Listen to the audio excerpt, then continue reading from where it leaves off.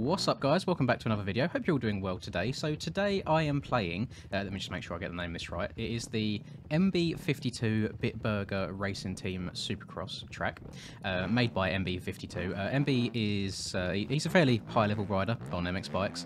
I've raced with him or against him a few times. He's always towards the front of the pack at the start of a race. He's very, very good at his starts. I have no idea how he does it on every single track. But this is a Supercross track that he has made just ahead of the Supercross season, really. I believe at the time that you're watching this video, it's probably the day after or 2 days after the first round of the Supercross, so I mean you'll know how I done by then, but it's definitely come at a good time. I'm always happy to get some Supercross practice in because God knows I need it. And from what I've been told about this track so far, it's a little bit wild. There are some absolutely huge sections which I'm excited for. When I was in Discord earlier, someone said there was a couple of big quad lines, so very, very excited to try and find them. I'm always a fan of it, and something that I thought would be quite nice in this video is if I just come into this completely blind, like I would do with Anaheim 1, the first Supercross round coming up, and just try and learn the track as quick as I can, because I think we get something like half an hour once the track's dropped to practice before qualifying starts. So it'll just be nice to see if I can get a good flow going on this track. Oh my god, that's not a good start. Hang on, turn it into a backflip. No, so close. Okay. Yeah, I think just thought it'd be a nice idea if I can treat this almost like learning Anaheim 1. Just try and see if I can work out the big lines in a good amount of time. We've got a finish line jump. Oh my god, this jump's huge. Jesus. Okay. And then that's a lap already. Okay, so fairly short track there. Obviously, Supercross track is to be expected. I think I went triple. Oh no, yeah. So I was meant to go triple there. I reckon. Yeah, there's. I can see some big lines happening here. Let's see. Okay, this isn't going to go well. Oh god, who am I kidding? Thinking that I'm bloody Marvin trying to jump my way through these whoops. I feel like that could be a line though. You know, downside that first whoop and jump your way through the rest of them. That could be pretty good. So going back to this track here. This is MB's first ever track release, so it'd be just quite interesting to see how people do on their first track release. Usually they don't tend to go too overboard with as far as like environment and things, but I can see even from the pits and just around the track, MB's put a lot of objects around, so he's definitely put some thought and time into it as well.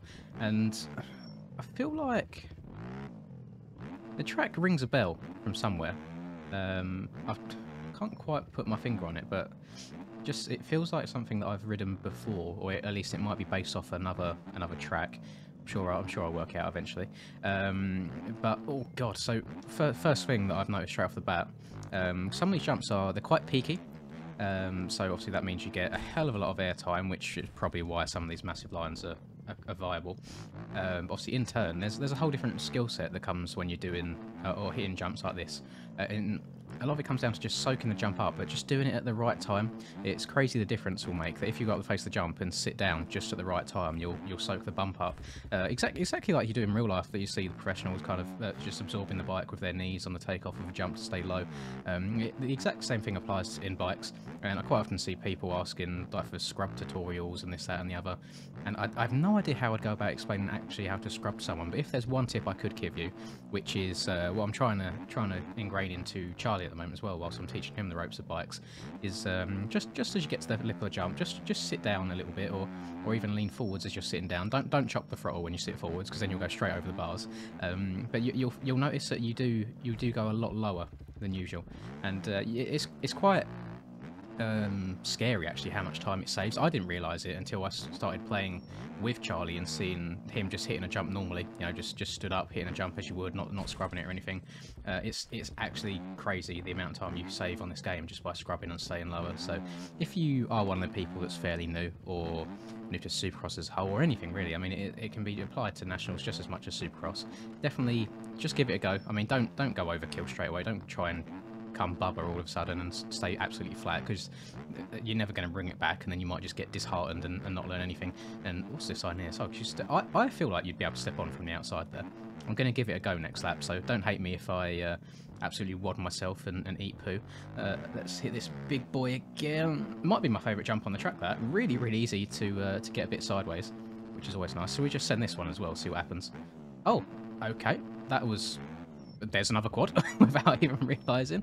And let me try and jump this jump into the whoops again. So if we can downside this first one, that's not too bad, and then kind of jump your way through. And these are very, very peaked whoops, so I think skimming through them consistently will be quite difficult. And actually, I think I know. I think this is based off an old AMA track, you know. I say AMA, I mean like Monster Energy Supercross track. And this is, yeah, oh yeah, and it's got the 360 in the sounds. Okay, I know exactly what track this is. Hold that thought. Bear with me 1 second. I'm going to go do some googling. I knew it. I knew I'd seen the track before. Look at this. Hang on. I'm going to do a quick side by side of hovering above the map in game on bikes, just alongside of this. That is nearly identical, isn't it? So you got the well, it's a double here, and then into some whoops. Switch back onto the start straight, quick left and right, back across the start into like a 360 or 270, I suppose. Sand turn, wall jump. Yeah, so he's literally just he's moved a couple bits about for sure, but I think for the most part, that's very, very similar. So I didn't see anything about that on the post. Let me go back into the game. Yeah, I didn't see anything on the post about it being based off of anything, but maybe it was the biggest. Maybe it's the biggest convenience in the world. But I mean, I think that's pretty clear that it was based off of that track, and I think that was 2017. I think it was round 4 at Glendale, and I've 100% I've ridden this track in sim before. It's coming back to me now. I can't remember if I was in 250s or 450s at the time. I want to say 450, but I'm honestly not 100% sure. But yeah, actually, I really like that track in sim. So yeah, I mean that's really cool. Random bit of information for you. But I knew it. I knew I had played this track before from somewhere, or at least something similar. And oh, I wonder if that Steam notification is going to come up on the bottom right on my stream. This is I'm on my new computer now. Obviously, you would have seen a video or two on it by now. And there's still some settings that I need to change just to get it how I want it. I'm not a fan of the Steam notifications popping up, so I need to remember to turn that off at some point. And I'm sure you guys probably don't appreciate seeing them pop up all the time. Luckily, I've not, my Steam's friend list isn't too full, so it's not like getting constant pop-ups all the time. So not too bad. And I mean, in regards to the new PC, I am absolutely loving it so far. The only thing that I'm a bit annoyed by really is now that I'm playing the game in 2K and I've got all the settings maxed out, and for my eyes, how I'm playing the game right now, it looks absolutely incredible. But it looks like YouTube videos just don't do it justice, and I'm not sure if there's anything that I can change in my OBS settings to try and make it look a little bit better. But one thing that I didn't want is I don't want to get like 30 gigabyte file sizes for a 10-minute video, which if you run like lossless quality you do get. So at the moment in my settings it's set up to record in 2K, and my actual video settings, if anybody else does make videos, in the recording output I have it set to CBR as the type, and then it is set to, I think I've bumped it used to be 25,000 kilobytes per second. But I watched a video on someone on kind of like the best 2K recording settings, and his was up to 70k, and I thought that's a little bit overkill, so I've got it at 60k at the moment. And I honestly think it's just a case of the YouTube compression does videos a little bit dirty. Obviously YouTube has its own limit, and there's only so much I can do. But if anyone does have any idea of how I could make it look a little bit better once it's gone through the whole process of rendering and then going through YouTube's process as well, do let me know in the comments down below, because for me now there is no reason why these videos can't look as good as they can do. Like the PC is more than capable of it. I fully intend to. I know this is a bit after the fact now because it's already happened, but I'm even planning on for Friday night, so the video, well, the other day just gone, for the Supercross, I'm planning on streaming it live and recording it at the same time, so the people that can catch it live can, but then people that might be involved in the event that can't see it at the time, or this, that and the other, I'm going to upload a video of just the race afterwards as well. That's something that I couldn't even have imagined of trying to do before on the old PC. I think it would have just spit into flames on the spot. But yeah, hopefully that all goes smoothly. I've been setting up the stream from scratch again.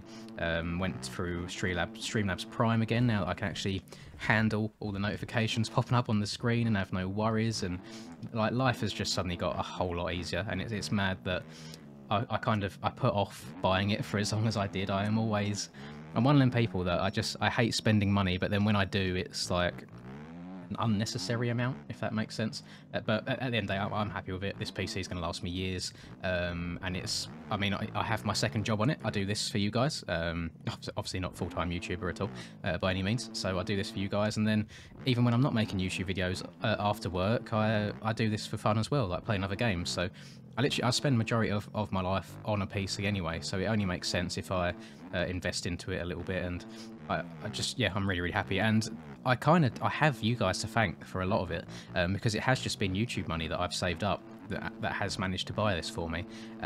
All the donations on the streams, and then the monthly revenue as well, through the ads that you see. And thank you for those guys that don't have ad block. I know a lot of you on mobile don't even have a choice.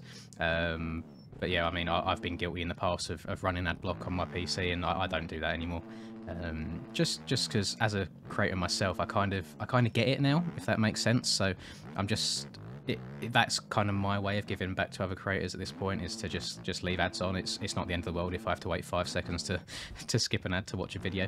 But yeah, I appreciate all of you so much, and like I say in every video, but I feel like I'm just kind of riding the wave at the moment. The channel's in a really, really good place. The growth is really, really good constantly as well.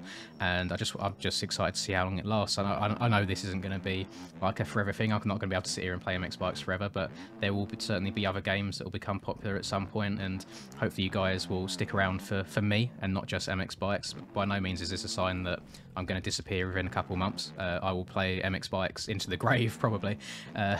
But you know, trends come and go. I feel like the game's in a really healthy spot right now, where the game's growing massively. I was saying to someone in Discord the other day, I can only imagine how big this game would be if it got released on console as well, not just PC. But obviously when you've only got a two-man team, I believe it's Paboso, and the other guy is called, I think it's Snap, it's SNAPPE, if that's how you pronounce it. Literally just a two-man team working on this game and updating it constantly. So I think they should be tremendously proud of what they've accomplished and what they've brought to the motorbike community. Because I mean, thinking about it, if we didn't have this game, MXGP was a waste of time. It seems like all the other MXGP games are apologies there, got a frog in my throat. It seems like the other MXGP games are getting boring now, because it's just the same year on year. I can't speak for Supercross because I've not played Supercross enough, but then it would literally just be MX Simulator and that's it. And whilst a lot of people do enjoy sim, if you're like me and you spent the best part of 4 or 5 years straight on it, you wanted something a little bit different, and this has given me that something different. So yeah, really happy to be playing this, and yeah, it's just been really nice. I feel like I came onto the scene at the right time, just to kind of capitalise on the growth. So very happy about that. I think for me that'll probably top off the video, to be honest with you. As far as this track goes, I like all the objects that he's put into it. The terrain itself for a Supercross track, I think, is a little bit harsh, if that's the right word. Very extreme, like the steepness and things like that. I feel like it could be mellowed out a little bit, especially that finish line right ahead of me, towards in like 2 sections time, and then whoops. 100% them whoops need mellowing out just a tiny bit, not even for the sake of just making the track easy, but just to make the flow of it a little bit better, because I mean, it's one of them things. It's like the Aerial test track and the Yamaha test track, they've got hard whoops, but I would say that they are easier than these. And at the end of the day, you don't want people just to be crashing every single lap, because then they're not going to want to play the track. And I mean, I kind of hold myself in a high-ish regard when it comes to skill level in this game, and I've not made it through cleanly every single lap, so I dread to think what a complete newbie to the game would be like. And I'm pretty sure this track was listed under the intermediate class of, like, intermediate level of tracks on the website. So I would even potentially move it up to pro. Oh my god, yeah, I didn't think I was going to survive that. I got a horrible little front wheel twitch there. But yeah, as I said, I do hope that you guys have enjoyed this video. Please do drop a like if you did. Really helps the channel out. And as I said, leave a comment down below if you have any idea how to improve the quality once it's gone through the whole YouTube like encoding process. And I'd really appreciate any help there. And that'll do it from me. Have a lovely rest of the day, whatever it is that you guys are up to. And until I catch you guys in the next video, peace. My tent way too damn dark. Laugh in your face like man dark. Came a long way from the bad days way back. Had to burn down that landmark. Seen some things I ain't really want to see. It's all good, that's what made me me. Now who would I be if I had it easy? Used to break down, now I'm in a 350. Like whoa, I've been laying way too low. Had to switch up and change my flow, cause I'm back from the block. Had to bust some rocks and dust off the dust and get back in the box. Now why you wanna talk?